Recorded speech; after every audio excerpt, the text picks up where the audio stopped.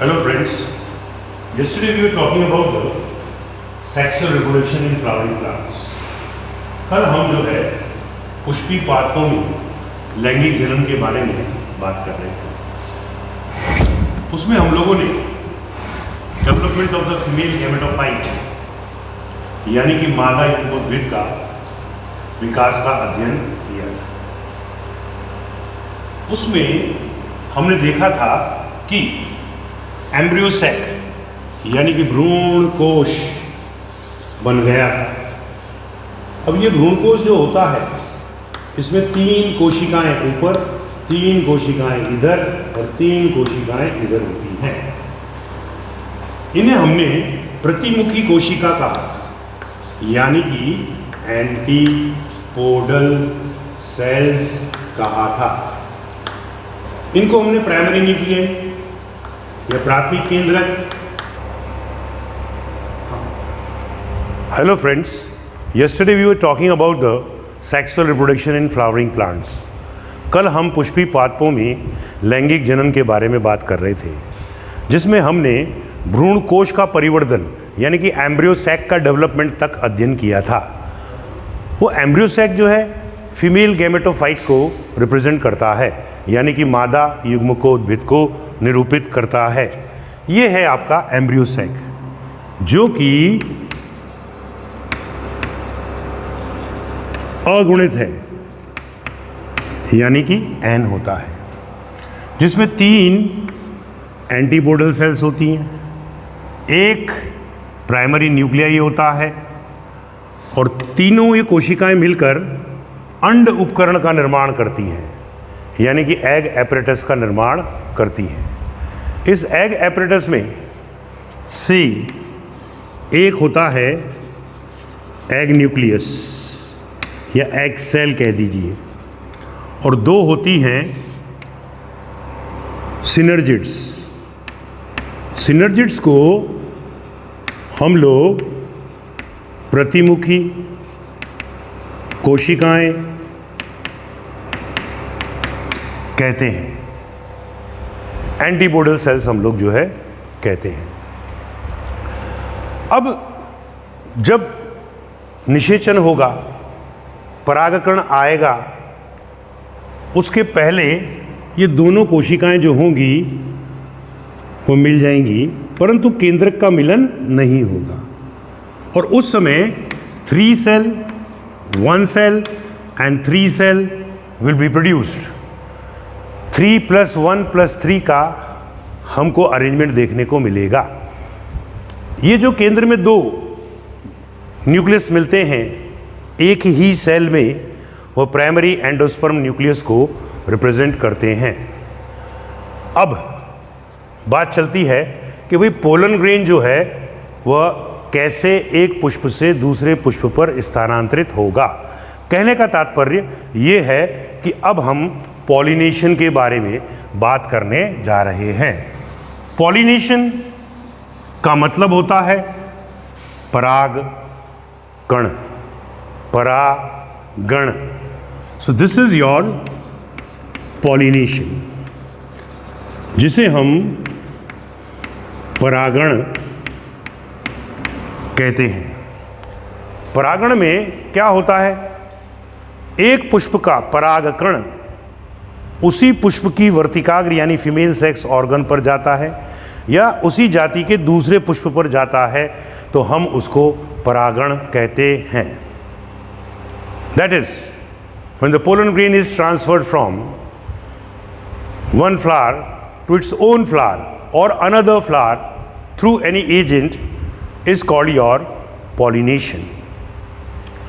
Pollination जो होता है वह 2 प्रकार का होता है। ये पॉलिनेशन रहा, ये 2 प्रकार का होता है। एक कहलाता है सेल्फ पॉलिनेशन, तो दूसरा कहलाता है क्रॉस पॉलिनेशन। स्वतः परागण या पर परागण। स्वतः परागण को हम लोग ऑटोगैमी भी कहते हैं और क्रॉस पॉलिनेशन को हम एलोगैमी भी कहते हैं। स्वतः परागण में क्या होगा कि सपोज करिए ये पुष्प है और इसका परागकण इसी पर जाकर गिरता है, तो हम इसे स्वपरागण कहते हैं। क्रॉस पॉलिनेशन में क्या होगा कि ये एक पुष्प है, ये दूसरा पुष्प है, इसका दोनों एक ही जाति के हैं, both belongs to same species, जैसे गुलाब गुलाब, गेंदा गेंदा। तो यह परागण इधर से इधर ट्रांसफर होगा थ्रू एजेंट्स, कारकों के द्वारा। अब जो ये सेल पॉलिनेशन है, इसको हम लोग जिटेनोगैमी भी कहते हैं। तो पॉलिनेशन को हम दो में बांट देते हैं, पहले भी बटा हुआ था, वो सेल पॉलिनेशन था और क्रॉस पॉलिनेशन था। सेल पॉलिनेशन को हम अब जिटेनोगैमी कहेंगे, जिटेनोगैमी। जिटेनोगैमी में क्या होगा कि सपोज करो ये एक पौधा है और उसके अंदर यह पुष्प है और यहाँ पर भी यह पुष्प है, दोनों एक ही प्लांट के ऊपर लोकेटेड है। इसका पोलन ग्रेन उसी पौधे के दूसरे पुष्प, ये ए पुष्प है, ये बी पुष्प है, उस पर ट्रांसफर हो रहा है, तो इसको हम लोग जिटेनोगैमी कहेंगे। जिटेनोगैमी में क्या हो रहा है कि genetically it is self pollination and ecologically it is cross pollination. Genetically यानी कि जीन के आधार पर, मैंने यहाँ की खाल उठाकर यहाँ लगाई तो मेरे जीनोटाइप तो समान ही रहा। तो जेनेटिकली सेल्फ पॉलिनेशन और इकोलॉजिकली क्रॉस पॉलिनेशन। क्यों? क्योंकि अब स्थान बदल गया, बाहर आ चुका है वो पारितंत्र के अंदर, तो इकोलॉजिकली इसकी जो है चेंज हो गई। तो इकोलॉजिकली क्रॉस पॉलिनेशन हम इसको कहेंगे। ध्यान रखना, यहीं से क्वेश्चन नीट के अंदर बनता है। Genetically self pollination and ecologically cross pollination जो होता है वह सेल्फ पॉलिनेशन को प्रदर्शित करता है। क्रॉस पॉलिनेशन पर आइए, तो हम इसको जीनोगैमी भी कहते हैं। जीनोगैमी में क्या होगा, ये एक पादप है, उसका यह नंबर 1 पुष्प है और उसी जाति का यह दूसरा पादप है। अब एक पुष्प से परागकण दूसरे पुष्प पर जाता है उसी जाति के, तो हम इसको बोलते हैं जीनोगैमी, यानी कि ट्रू क्रॉस पॉलिनेशन, वास्तविक परपरागण कहते हैं। जेनेटिकली भी ये क्रॉस पॉलिनेशन हुआ और इकोलॉजिकली भी यह क्रॉस पॉलिनेशन हुआ, यानी कि जीन के आधार पर भी यह परपरागण हुआ और पारिस्थितिकी के आधार पर भी यह परपरागण हुआ। तो it is genetically self pollination, genetically as well as ecologically cross pollination होता है। अब बात चली कि भाई सेल पॉलिनेशन जो होता है, स्वपरागण जो होता है, ऑटोगैमी जो होती है, उन पुष्पों के अंदर क्या अनुकूलन देखने को मिलते हैं। वो पुष्प में जैसा कि हमने कहा कि इसी का पोलन ग्रेन इसी पर गिरेगा, तो इसको हम सेल पॉलिनेशन कहेंगे। और अगर दूसरे पुष्प पर जाता है उसी जाति के दूसरे पौधे पर तो क्रॉस पॉलिनेशन कहेंगे। सेल्फ पॉलिनेशन करने वाले पौधों के अंदर कौन कौन से अनुकूलन पाए जाते हैं, जिसको हम लोग बोलते हैं कॉन्ट्रीवियंसेस। कॉन्ट्रीवियंसेस का मतलब अनुकूलन।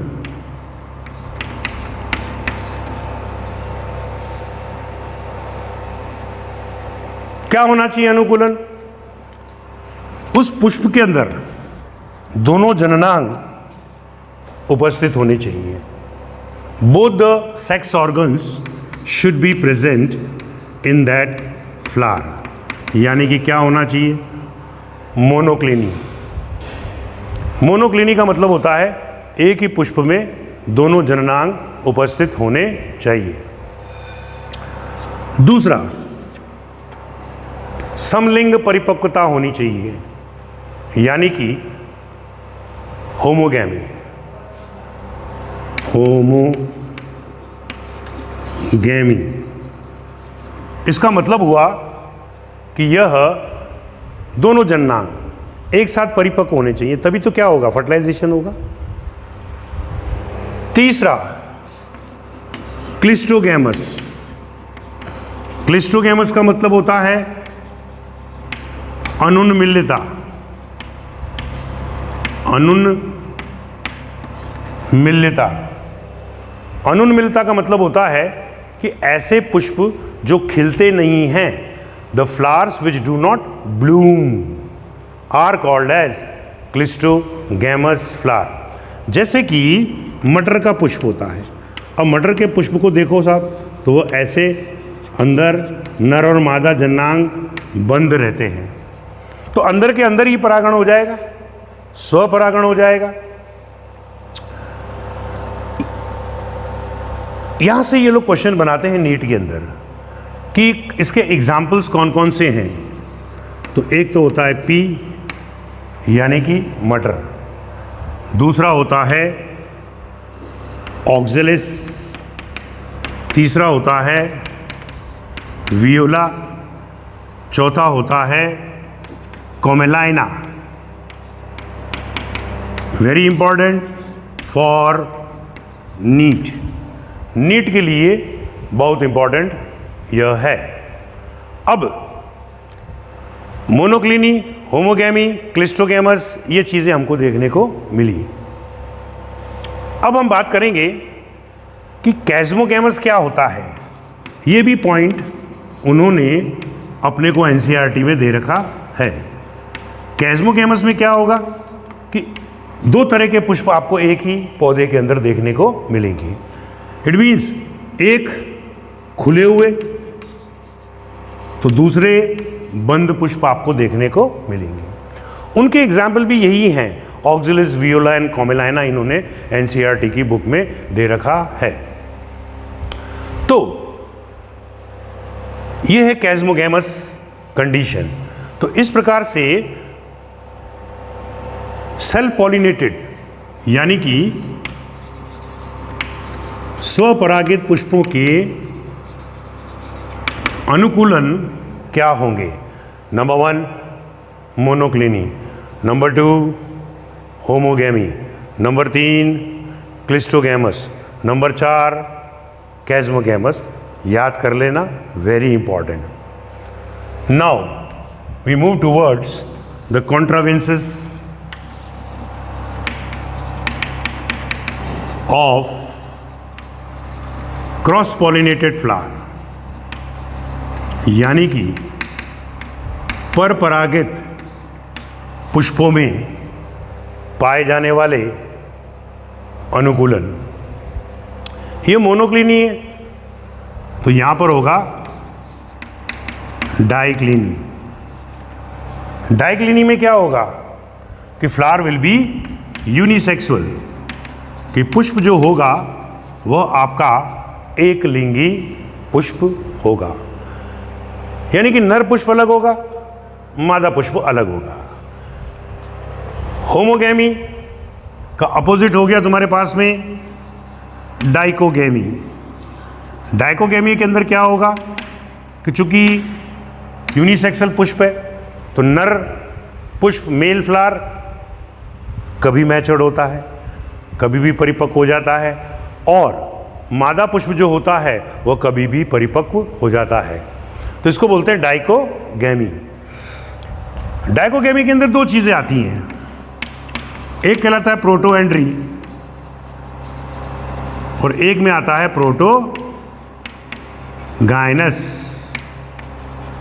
एंड्री माने एंड्रोशियम। एंड्रोशियम क्या होता है? Female sex organ. अगर कभी पुष्प द्विलिंगी है जैसे ये रहा और उसमें नर जननांग पहले परिपक्व हो जाता है तो उसको बोलते हैं प्रोटोएंड्री, और अगर मादा जननांग पहले परिपक्व होता है, ये बाद में परिपक्व होता है, तो हम इसको बोलते हैं प्रोटोगाइनस। सो बात चलती है कि तीसरा कॉन्ट्रीवेंसेस या अनुकूलन कौन सा होता है? तो आंसर है उसका हर्कोगेमी। हर्कोगेमी। हर्कोगेमी में क्या होता है कि नर व मादा जननांग जो होते हैं वह अलग अलग लेवल के ऊपर लोकेटेड होते हैं। जैसे मादा जननांग यहीं रह गया और नर जननांग इतना लंबा हो गया, उल्टा कर लो, ये मादा जननांग हो गया और ये नर जननांग छोटा सा ही हो गया। That is the male and female sex organs when they do not lie at the same level, it is called your herkogamy. बात सुना गया? इसका एग्जाम्पल जो हमारे पास में है that is gloriosa, number 2 orchid, number 3 oak. These 3 examples are generally mentioned in the herkogamy. अब हमारे पास में आता है एक और पॉइंट, अनुकूलन, जिसको हम लोग बोलते हैं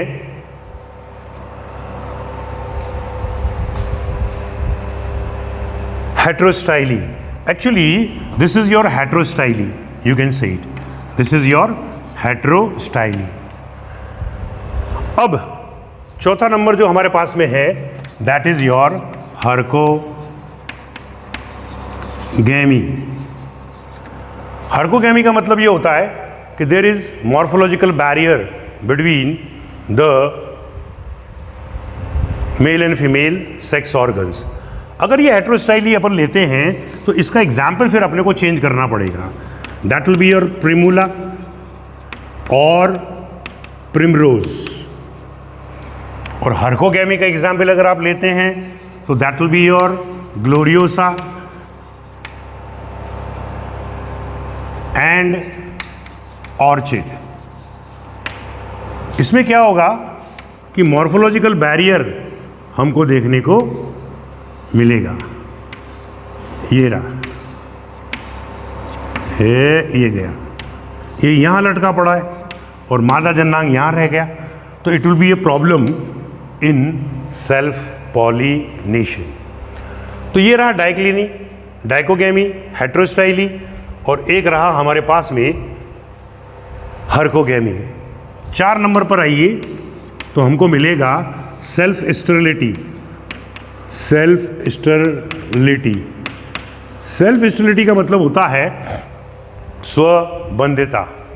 स्वबंधिता का मतलब होता है, जैसे एग्जाम्पल इसके अंदर दिया है इन्होंने अपने को भिंडी का, लेडी फिंगर का, Abelmoschus esculentus is the example.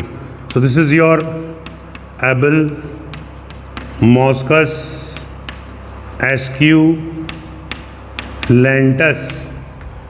इसमें क्या होगा कि ये एक भिंडी का फ्लावर बाय द वे अपन ने मान लिया,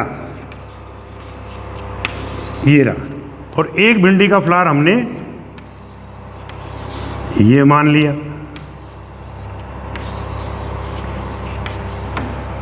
माना? अब दोनों में बाइसेक्सुअलिटी है, यानी कि द्विलैंगिकता है, तो इसका परागकण इसी के ऊपर अगर जाएगा तो निषेचन नहीं होगा। It means it is स्ट्राइल for the same flower. लेकिन उसी यही परागकण यदि दूसरे भिंडी के पुष्प पर जाएगा तो आपको सेल्फ पॉलिनेशन देखने को मिलेगा। इसको हम लोग बोलते हैं सेल्फ स्टेरिलिटी। और ये जो स्वबंधिता होती है यह जेनेटिक और हार्मोनल रिएक्शंस के कारण होती है। अब बात चलती है कि कौन सा परागण हानिकारक होता है, परंतु इसके पूर्व इन्होंने एक बड़ा अच्छा सा एग्जाम्पल दिया है कैस्टर का, अरंड का, और एक एग्जाम्पल दिया है इन्होंने मेज का। मेज बने मक्का, ये रहा आया। इनके अंदर ऑटोगैमी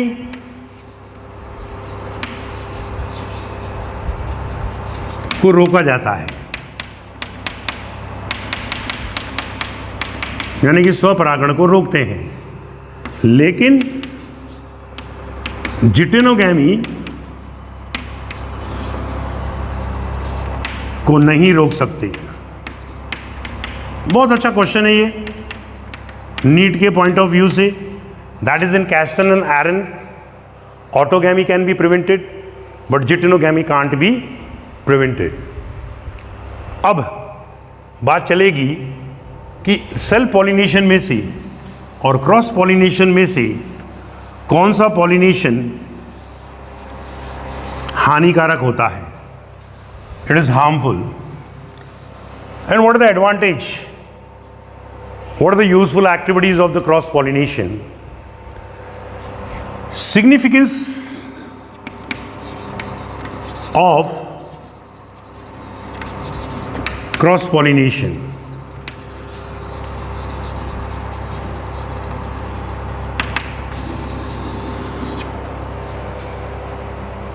में एडवांटेज की बात करने जा रहा हूं कि भाई क्या लाभ है। लाभ यह है कि दो अलग अलग पौधों के मध्य में जब क्रॉस पॉलिनेशन होता है तो उनका जीनोटाइप भी अलग अलग होता है। तो जो बनने वाली संतान होगी या उत्पन्न होने वाली संतान होगी उसके अंदर दोनों के कैरेक्टर्स हमको देखने को मिलेंगे। It means progeny will be more viable, यानी कि अधिक समय तक जीवित रहेगी। प्रोजेनी विल शो वेरिएशन, विभिन्नता भी उनके अंदर पाई जाएगी। सीड्स जो होंगे वो अधिक लॉन्गेविटी को प्रदर्शित करेंगे, अधिक समय तक जीवित रहेंगे। अब आता है हमारे पास में डिसएडवांटेज, यानी कि क्या हानि है। डिसएडवांटेज को यदि आप देखते हैं तो बहुत सारे पोलन ग्रेन निकलते हैं साहब, बहुत सारे।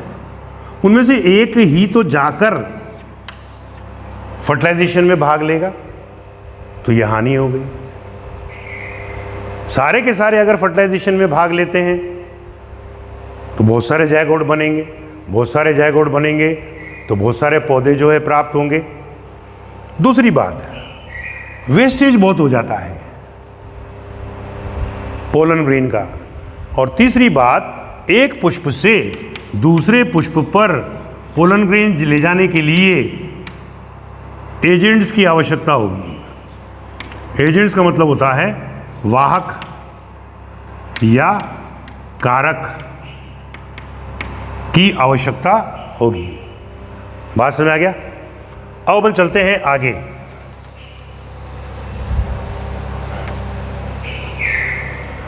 कि व्हाट आर द फैक्टर्स और एजेंट्स फॉर पॉलिनेशन, यानी कि पॉलिनेशन के लिए, परागण के लिए कौन से कारक होते हैं। बड़ा अच्छा क्वेश्चन बना था एक बार नीट के अंदर, और बच्चों ने गलती भी किया, कईयों ने सही भी किया। तो एजेंट्स ऑफ पॉलिनेशन, यानी कि परागण के कारक। दो मुख्य एजेंट होते हैं, याद कर लेना, वेरी इंपॉर्टेंट। वो दो मुख्य एजेंट जो होते हैं वो कौन कौन से हैं? तो आंसर हुआ abiotic and number 2 biotic. Abiotic का मतलब होता है अजैविक और बायोटिक का मतलब होता है जैविक। अब एबायोटिक के अंदर हमारे पास में आता है नंबर 1 एनिमोफिली। एनिमोफिली का मतलब होता है वायु द्वारा। वायु द्वारा का मतलब क्या हुआ कि वायु की सहायता से एक पुष्प का परागकण दूसरे पुष्प पर जाकर गिरेगा। तो परागकण कैसा होगा? हल्का होना चाहिए। इसीलिए कई बार उस परागकण में आप देखेंगे कि विंग्स पाए जाते हैं, ये पंख होते हैं। ये परागकण हो गया और ये इसके क्या हो गए? विंग्स हो गए। और इन विंग्स की सहायता से ये उड़ता हुआ जाएगा। नंबर 2 वायु के द्वारा यदि परागकण होता है, if it is air pollinated, then the stamens will be hanging outside the flower. वो बाहर लटके हुए रहेंगे पंखुड़ियों के बाहर, ताकि आसानी से वायु के द्वारा एक पुष्प से दूसरे पुष्प पर पहुंच सके। तीसरा पॉइंट या second number point regarding abiotic factor. Abiotic का मतलब क्या हो गया? अजैविक, जिसमें जान नहीं है। Then comes your number 2, that is your by water. Water से, जल से यदि परागण होता है तो हम उसको बोलते हैं हाइड्रोफिली। हाइड्रोफिली यानी कि बाय वाटर, जल द्वारा।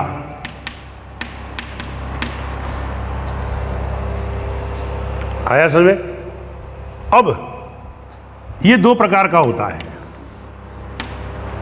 एक कहलाता है एपीहाइड्रोफिली,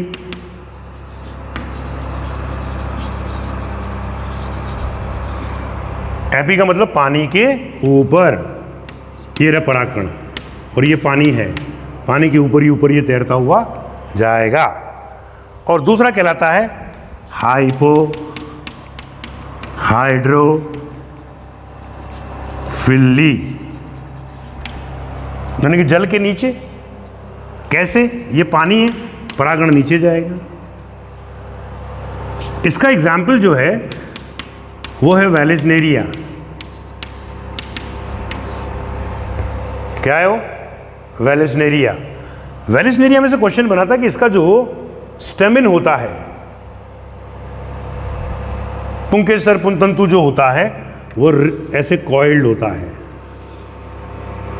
और जब इसके अंदर परागकण का डेवलपमेंट हो जाता है तो ये अनकॉइल्ड होता हुआ ऊपर की तरफ आता है और फिर परागकण पानी की सतह पर आ जाते हैं। We can say ribbon like stamen is present. Hypohydrophily में क्या होगा? The pollen grains will be lying below the water. इसका एग्जाम्पल ले लेते हैं अपन लोग, सिरेटोफिल्लम। सिरेटोफिल्लम हम कहते हैं। बात समझ आ गया? तो ये तो रहा हमारे पास में हाइड्रोफिली। तो एनिमोफिली और हाइड्रोफिली कौन से कारक में आते हैं? तो आंसर होता है एबायोटिक फैक्टर के अंतर्गत आते हैं। अब अपन बात करेंगे बायोटिक फैक्टर की।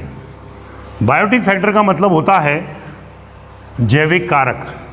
और ये जैविक कारक जो होते हैं वो जीवित कारक, we can say they are the living factors.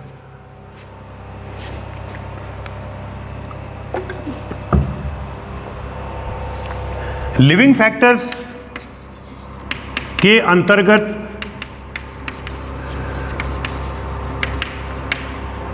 We talk about first of all insects,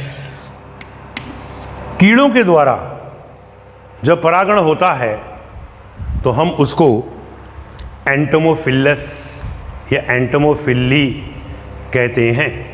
so this is your entomophily, that is by insects, यानी कि कीटों के द्वारा।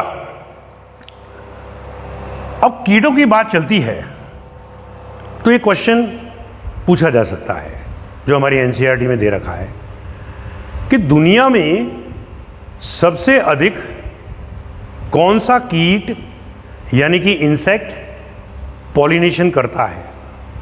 तो इसका आंसर होता है मधुमक्खी, एपिस इंडिका। 60% पौधों में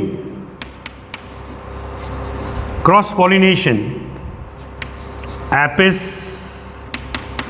इंडिका के द्वारा किया जाता है। और फिर बात चलेगी कि भाई कौन कौन से कीट जो होते हैं वो कौन कौन सी विधि के द्वारा पॉलिनेशन करते हैं। तो आंसर होता है A, by advertisement flag. Advertisement flag के द्वारा ये लोग जो है पॉलिनेशन करते हैं। कैसे करते हैं देखते हैं। ये इसका एग्जाम्पल जो है दैट इज योर मुसिंडा। मुसिंडा उसको हम लोग कहते हैं। मुसिंडा में क्या होता है कि वन ऑफ द सेपल, ये सेपल है, it becomes large and coloured. यह बड़ा और रंगीन हो जाता है और हिलता रहता है। कीड़ा ये कलर्ड है, रंगीन है, तो कीड़ा इसकी तरफ आकर्षित होता है। इसका मतलब ये जो है एडवर्टाइजमेंट फ्लैग के रूप में काम कर रहा है मुसिंडा के अंदर। अब आता है हमारे पास में दूसरी बात कि लिवर मैकेनिज्म के द्वारा। पहली बात तो ये सीखिए कि सपोज करो वहां बहुत दूरी पर पुष्प है और मैं इंसेक्ट हूं, तो मैं इंसेक्ट जो है सबसे पहले कौन से फैक्टर के कारण पुष्प की ओर आकर्षित होता है। तो इसका आंसर होता है कलर। मुझे कलर दिखा इंसेक्ट को और यार बड़ा सुंदर लाल कलर है, वो उसकी तरफ जाएगा। सेकंड फैक्टर होता है खुशबू। जैसे जैसे वो उसकी नज़दीक जाता है उसकी ऑर्डर उसको पसंद आती है तो वो और अधिक आकर्षित होता है। और जब वो उस पुष्प के ऊपर बैठ जाता है तो उसका मकरंद चूसता है, नेक्टर चूसता है। तो first factor is colour, then odour खुशबू, नंबर 3 मकरंद यानी कि नेक्टर। Very important point. अब आता है हमारे पास में B, lever mechanism. Lever mechanism जो होती है वह साल्विया के द्वारा प्रदर्शित होती है। साल्विया के द्वारा। साल्विया में क्या होता है देखिए, ये साल्विया का पुष्प है और इसकी ये पंखुड़ी है यानी कि पैटल है यानी कि दल है। इसके अंदर ये पुंकेसर है यानी कि स्टेमिन है। अब जब कीट इंसेक्ट इसकी बॉडी में एंट्री मारता है, ये इसने एंट्री मारी, अब जैसे जैसे ये अंदर जाता है तो ये पंखुड़ी इसके चिपक जाती है और जब ये चिपकती है तो ये वाला नीचे की तरफ आता है और पराग कणों को उसकी बॉडी के ऊपर बुरक दे देता है, स्प्रिंकल्ड हो जाता है। और फिर यही कीट जब दूसरे साल्विया के पुष्प पर जाता है तो वहाँ गिर जाते हैं। इसी को हम लोग बोलते हैं क्रॉस पॉलिनेशन। इंसेक्ट को नहीं पता है कि वो पॉलिनेशन करता है। वो तो बेचारा अपने मकसद के लिए पुष्प की ओर आकर्षित होता, वो होता मकरंद जो उसका भोजन होता है। अब आता है हमारे पास में एक और मैकेनिज्म जिसको कि हम लोग सिम्बायोटिक मैकेनिज्म कहते हैं। सिम्बायोटिक मैकेनिज्म का मतलब सजीवी संबंध द्वारा। So this is your C, by symbiotic association, by symbiotic association यानी कि सजीवी संबंध द्वारा।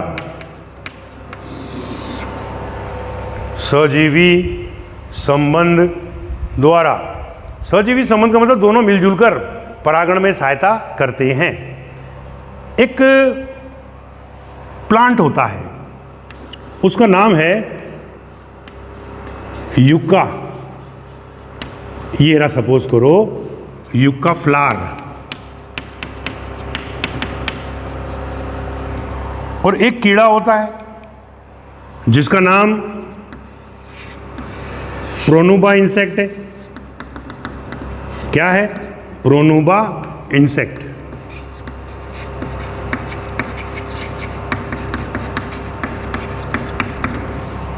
युक्का फ्लावर प्रोनुबा इंसेक्ट से कहता है कहाँ घूम रहा है तू?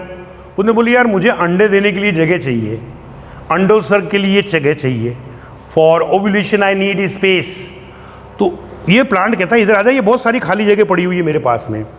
तो ये इंसेक्ट यहाँ आ जाता है और फिर अपने अंडे इस जगह पर दे देता है। तो इसको पॉलिनेशन मिल गया और कीट को स्थान मिल गया अंडोत्सर्ग के लिए, फॉर ओव्यूलेशन के लिए। बात समझ आ गया? अब बात चलती है कि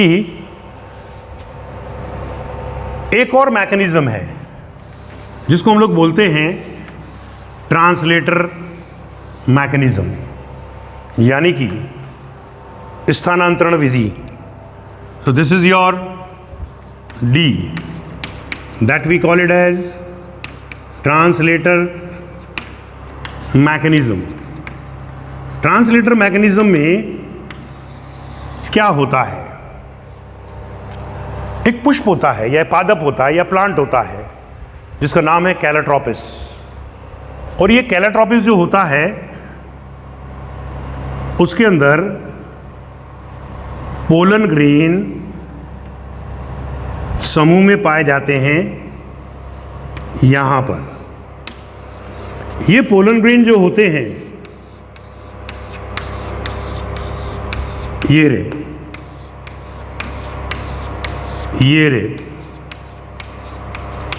इन पोलन ग्रेन के समूह को, परागकण के समूह को हम लोग पॉलिनिया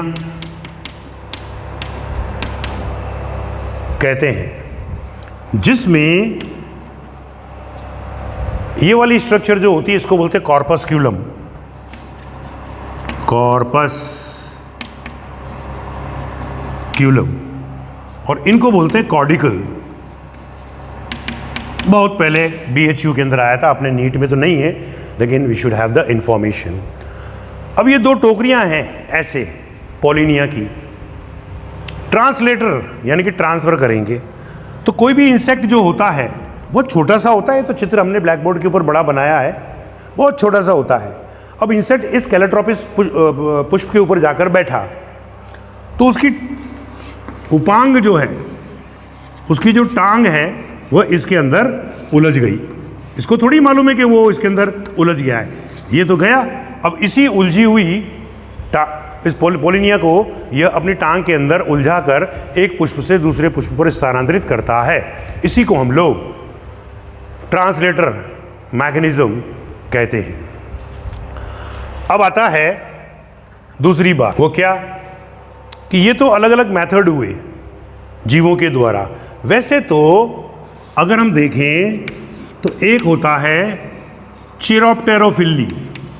चिरोप्टेरोफिली का मतलब कौन से जंतु के द्वारा? तो आंसर होता है बाय बैट। चमगादड़ के द्वारा। किस में होता है? एडेनसोनिया में हो जाता है, ये एडेनसोनिया के अंदर हो जाता है। फिर एक होता है मायर मैकोफिल्ली, मायर मैकोफिल्ली बाय आंट्स, यानी कि चींटी के द्वारा। अब ये किसमें करती है चींटी? तो आंसर होता है एकेशिया, स्फेरोसिफेला में करती है। जी मैं लेता हूं चिड़िया के द्वारा। चिड़िया के अध्ययन को क्या बोलते हैं? ऑर्निथोलॉजी। तो हम इसको क्या बोलेंगे? ऑर्निथोफिलस कहेंगे। दैट इज बाय बर्ड, चिड़िया के द्वारा। ये कौन सी चिड़िया के द्वारा किया जाता है? मिलीसुगा, हेलेना के द्वारा, इन बिगोनिया। बिगोनिया के अंदर चिड़िया के द्वारा परागण होता है। सांप के द्वारा भी होता है, H, ophiophily. Ophiophily means by snake, यानी कि सर्प के द्वारा। ये किस में होता है? तो आंसर होता है इन एरीसीमा। एरीसीमा के अंदर सांप के द्वारा पॉलिनेशन होता है। होने को तो कई सारी मैकेनिज्म और हैं। एरिस्टोलोकिया के अंदर जो है ब्रिस्टल मैकेनिज्म होती है, क्लिप मैकेनिज्म होती है, कई तरीके की हैं। हम वैसे ही काफ़ी ज़्यादा पढ़ चुके हैं। सो this is all about the agents of the pollination. Pollination के जो एजेंट्स हैं वो मेनली दो प्रकार के हो गए। एक कहलाया एबायोटिक, यानी कि अजैविक हुआ, और दूसरा कहलाया जैविक, यानी कि बायोटिक। अब पोलन ग्रेन पहुंच चुका है, कहां पहुंच चुका है? स्टिग्मा के ऊपर, वर्तिकाग्र के ऊपर। हम